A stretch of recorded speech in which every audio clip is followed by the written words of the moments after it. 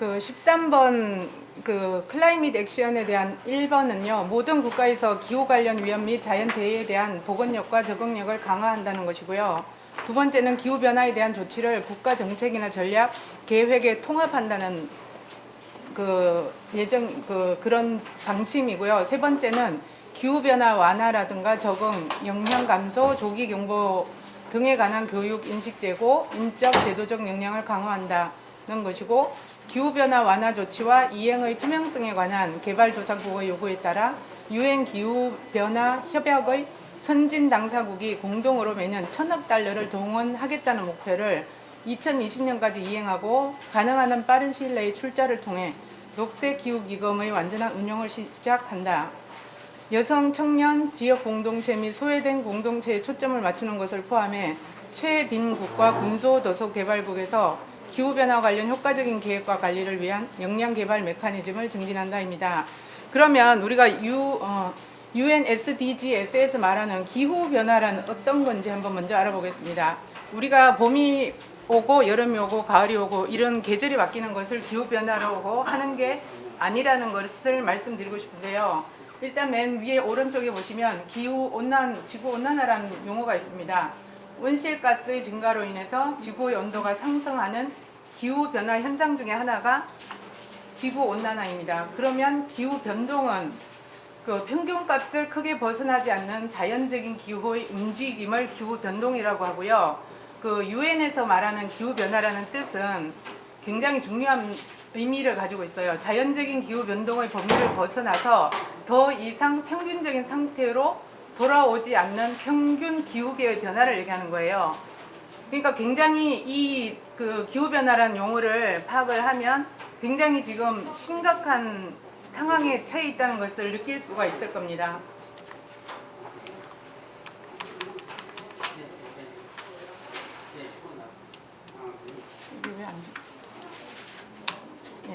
이거는 이제 그 지구가 지글지글 타고 있다는 거를 이제 누가 이렇게 그 환경운동연합에서 사진을 찍어 올렸더라고요. 아주 적나라하게 잘 표현한 것 같고요. 그 다음에 건조로 인해서 가뭄이 너무 심해서 땅이 이렇게 많이 다 갈라지는 지금 상태고요.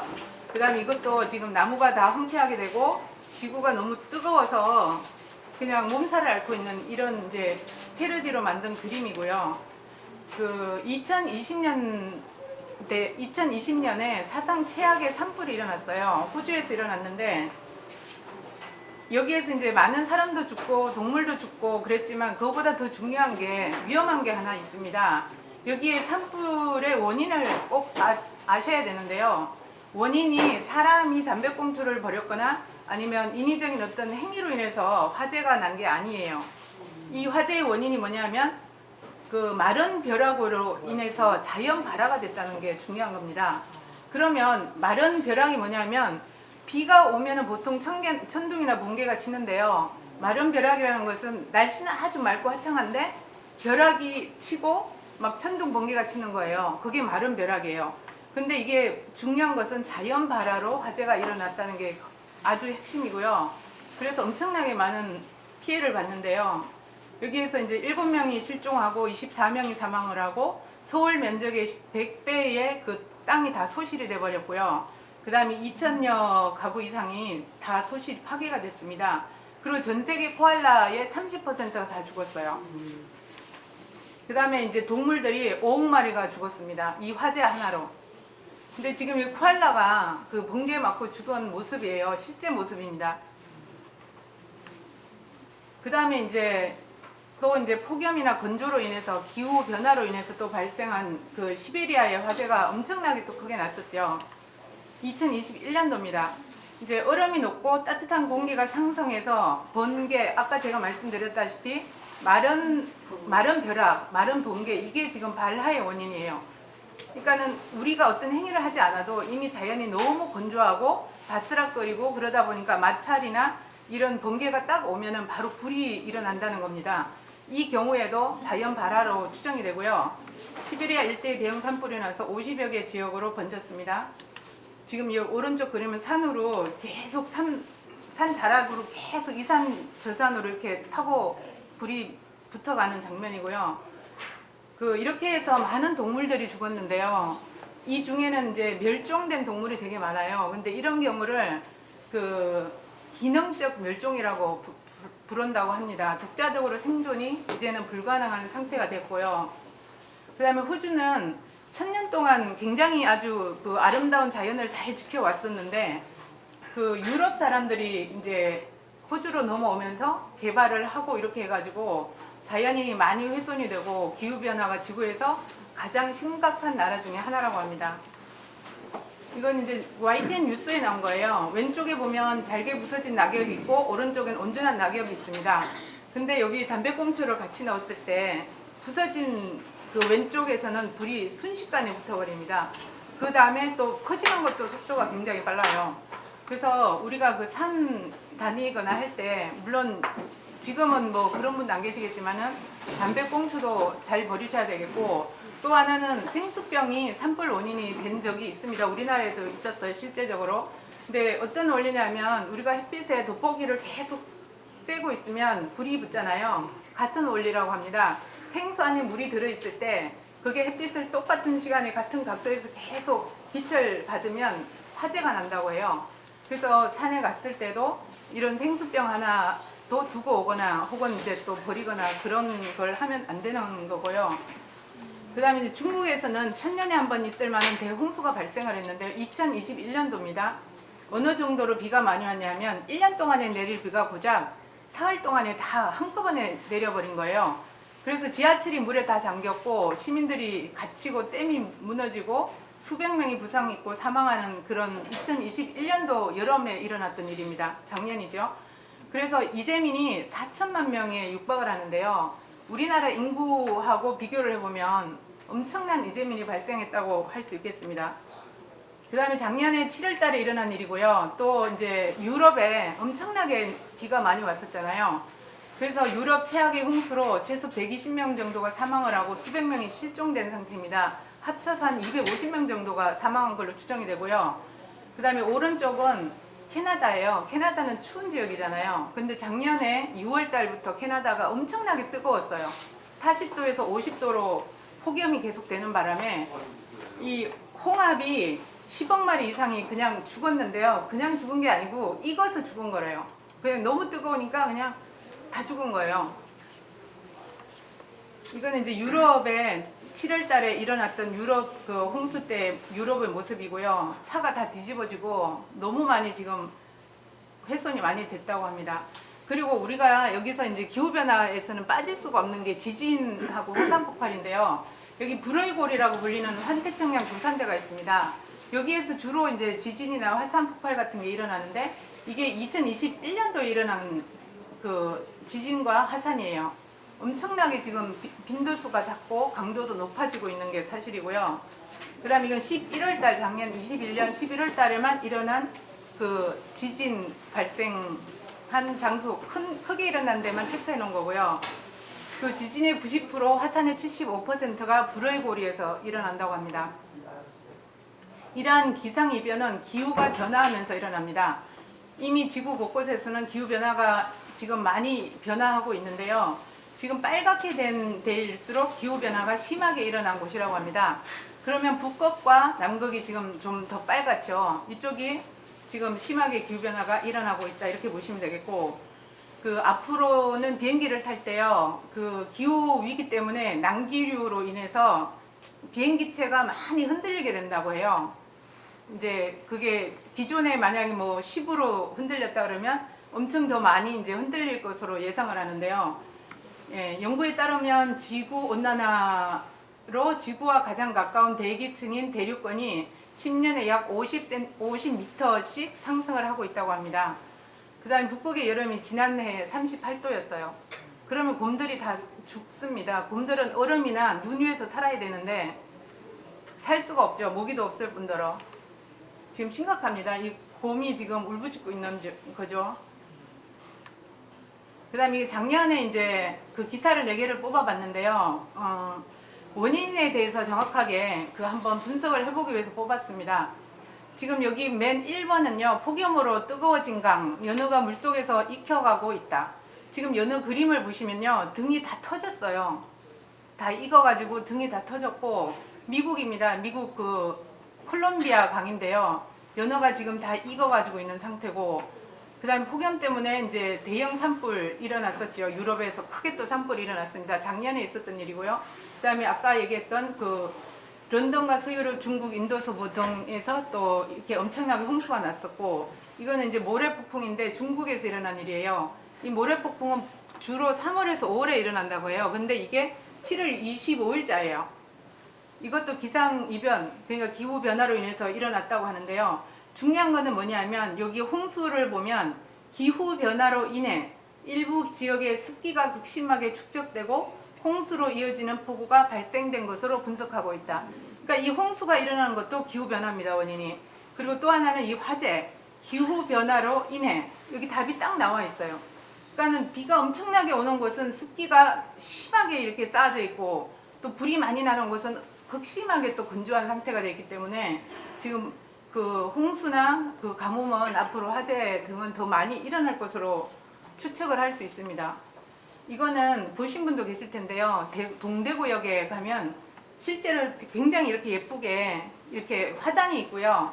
그 밑에 보면 시계가 있습니다. 이게 기후시계예요.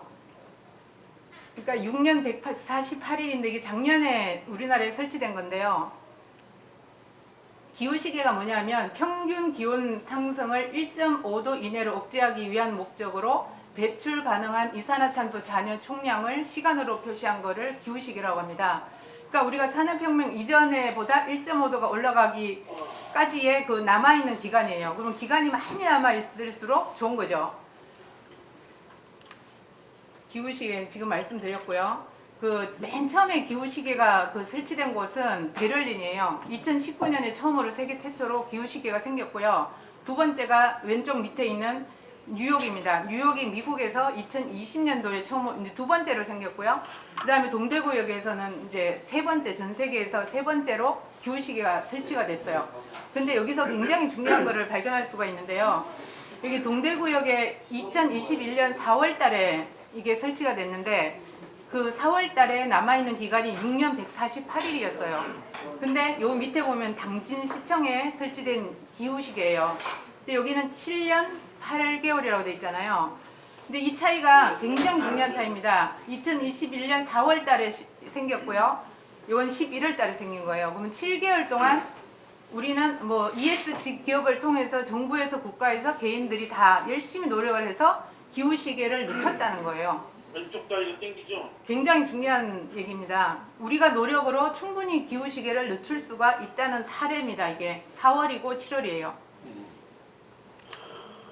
그 다음에 지난번에 김주철 교수님께서도 말씀하셨는데 여기 자주 오시는 분들은 일회용 컵 쓰지 마시고 도자기 컵 이름 써놓고 쓰시기를 부탁드리고요. 또 이제 14번 라이프 빌로우 워터에 대해서 말씀드리겠습니다. 14번은 대양 바다 해양 자원 보호 및 지속 가능한 사용을 목표로 하는데요. 2025년까지 모든 형태의 해양 오염, 특히 해양 폐기물, 영양분 오염 등 육상 활동으로 인한 오염을 예방하고 현재 감소시킨다. 2020년까지 심각한 부정적 영향을 피하기 위하여 보건력 강화를 포함하여 해양 및 해양 생태계를 지속 가능하게 관리하고 보호하며 건강하고 생산적인 바다 만들기를 위해 보건 조치를 취한다. 모든 단계에서의 과학기술 협력 강화 등을 통해 해양 산성화의 영향을 다루고 최소화한다.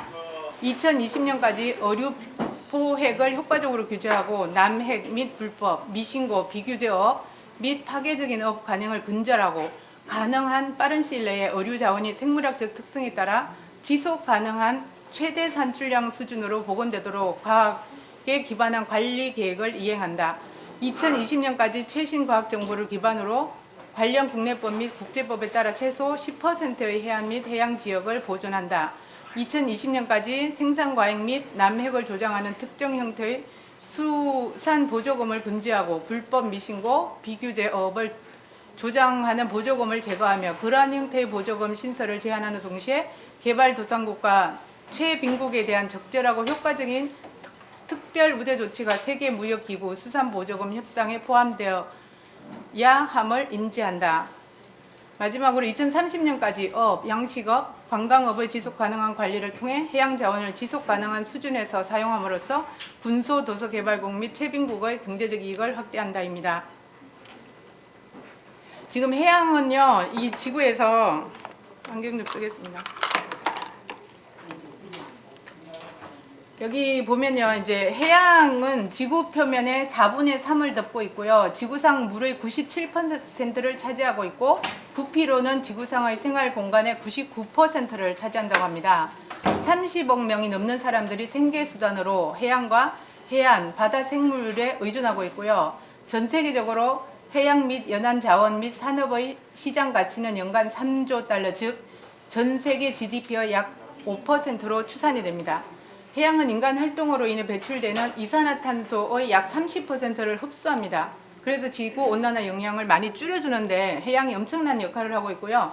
해양은 세계 최대 단백질 공급원으로 30억 명 이상이 단백질의 주요한 원천으로 바다에 의존하고 있습니다. 그리고 2억 명이 넘는 사람들이 직접 또는 간접적으로 해양어업에 종사를 하고 있고요. 그런데 산업혁명 이후에 해양의 산성도가 심해져서 26% 이상 증가를 했고요. 해안 수역도 오염과 부영양화 때문에 많이 악화되고 있는 상황입니다. 공동의 노력이 없다면 2050년대까지 해양 생태계의 20%에서 해안 침식 현상이 증가할 것으로 예측됩니다. 이거는 그러니까 우리 모두들이 잘못해서 지금 고통받는 동물들의 모습입니다. 여기는 지금 태평양 그레이트 퍼시픽 갈비지 패치라고 되어 있는데요. 그 태평양 바닷가입니다. 주로 플라스틱이 엄청나게 많이 쌓여져 있는 걸 볼 수 있고요. 중간에 보면요, 이게 발리 섬에서 찍은 건데요. 발리에서는 2019년부터 비닐봉지, 스티로폼, 그다음에 플라스틱 빨대 이런 거 사용을 금지를 했었고요. 그다음에 마트에서도 비닐봉지 사용을 엄격하게 금지를 하고 있습니다. 그렇지만 여전히 해양 쓰레기 문제는 심각하게 남아 있고요. 또 왼쪽에 보면 거북이 32마리를 푸른 바다 거북이에요. 멸종 위기에 있는데 32마리가 불법으로 포획이 됐었어요. 근데 이것을 구조를 했는데 이 푸른 거북이가 배설한 배설물을 보고 모두들 경악을 했다고 합니다. 그 배설물 오른쪽 그림인데요. 거의가 다 플라스틱이에요. 비닐과 플라스틱이에요. 그리고 이건 우리나라에서 목포에서 있었던 겁니다. 아기를 끓이려고 아기 배를 갈랐는데 아기 배에서 생수병 500m짜리가 나왔습니다. 실제 우리나라에서 일어난 일이고요. 지금 이게 직접 찍은 사진 모습이에요. 근데 지금 시커멓게 이렇게 다 생수병 자체도 썩었고 생수 안에 물도 다 썩었대요. 그리고 더 중요한 거는 아기의 몸이 거의 다 썩어 있었다고 합니다. 갈랐을 때 이미. 아기는 이렇게 바다 중에서도 맨 밑바닥에서 많이 사는 어류래요. 그런데 또 입이 크다 보니까 먹이를 산발적으로 먹다 보니까 이제 이런 물병도 이제 몸에서 나오니까 고통스럽게 살다가 지금 저렇게 된 건데요. 여기는 이제 아프리카도 진짜 쓰레기 문제가 아주 지금 심각한 상황이고요.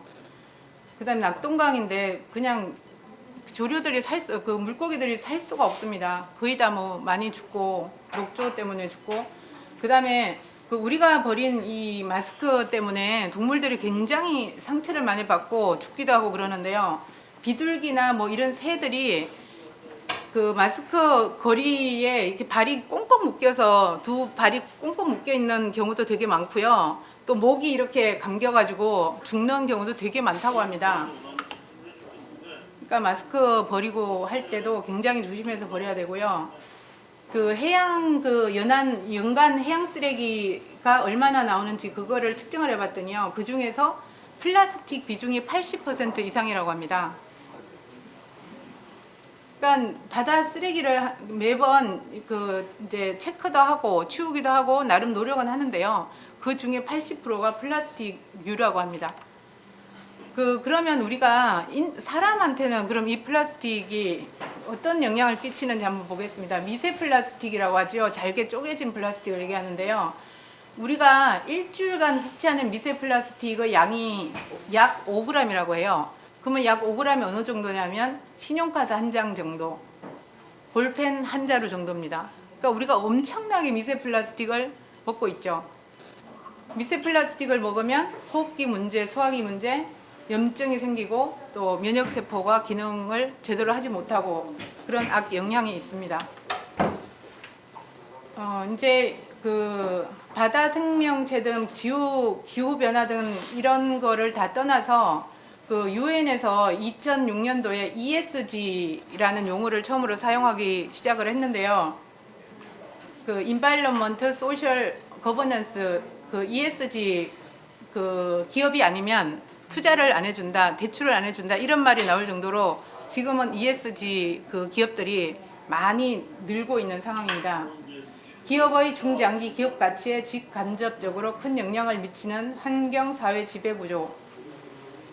그 보면 환경에서는 기후 변화가 1순위입니다. 기후 변화 및 탄소 배출 이게 제일 큰 인류가 그 극복해야 되는 과제 중에 하나가 기후 변화와 탄소 배출입니다. 친환경 ESG. 그러면 친환경 사례를 한번 보겠습니다. ESG 기업들을 한번 찾아봤는데요. 독일의 그 우리가 다 알고 있는 DHL입니다. DHL은 그 CEO가 우리는 제로 배출 물류의 미래를 굳게 믿습니다. 따라서 우리의 투자는 항상 탄소 발자국 개선이라는 목표를 따릅니다. 깨끗한 물류 작업을 진행하는 과정에서 모든 운송 모드의 전기화는 중요한 역할을 하며 배출 제로라는 우리의 전반적인 지속 가능성 목표에 크게 기여할 것입니다. 지금 그 DHL에선 강력하게 지금 친환경 정책을 펴고 있고요.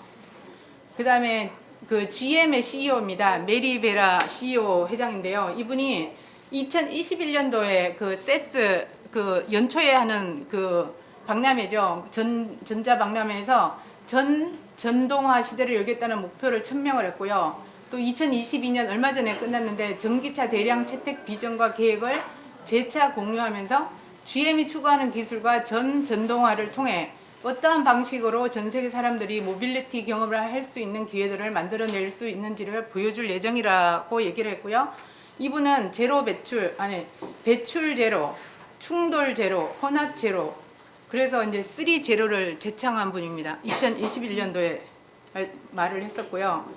그다음 모셔널 CEO도 완전 자율주행 로보택시 아이오닉 5로 달릴 것이다라고 친환경 ESG 기업의 대표적인 기업이고요. 우리나라에서는 그러면 ESG 기업의 대표적인 기업이 어디가 있을까 찾아봤더니요. 1순위가 LG입니다.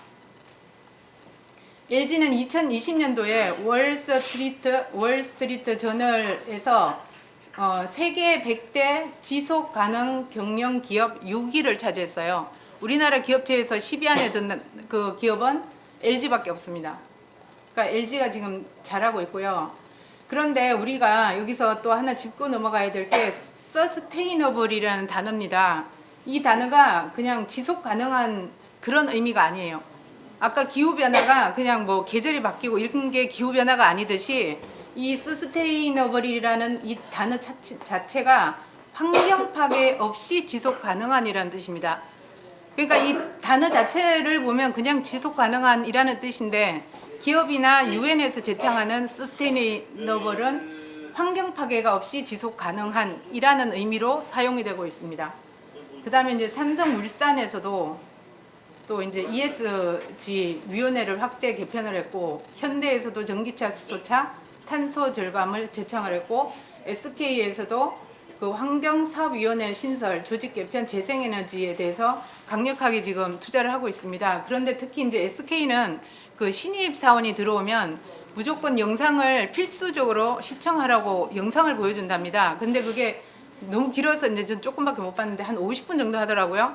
근데 그게 그 해양 밑에 쓰레기를 찍은 사진이에요. 그 해양 완전 바닥, 대서양 바닥, 태평양 바닥. 근데 전부 다 플라스틱 쓰레기예요. 놀라운 것은. 근데 그거를 신입 직원들한테 다 강제로 시청하게 한답니다. 또 이분은 그 블랙록 회장입니다. 레리 핑크라는 회장인데 그 전 세계 자산 운용사 중에 자산이 가장 많은 분이죠. 근데 이분이 이제 ESG 이행 가속화를 시킨 분이고 기후 변화와 지속 가능성을 투자의 최우선 순위로 삼겠다.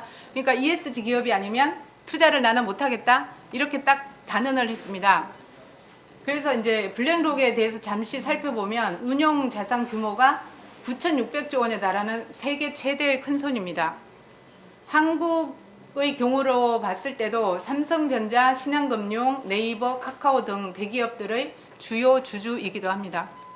그래서 레리 핑크 회장은 또 이렇게 얘기했죠. 이제 주주들은 투자에 있어 기후변화 등에 더 집중하고 있다. 그러니까 기후변화라든가 친환경이 아니면 나는 투자하지 않겠다는 의지를 강경하게 보여준 경우고요.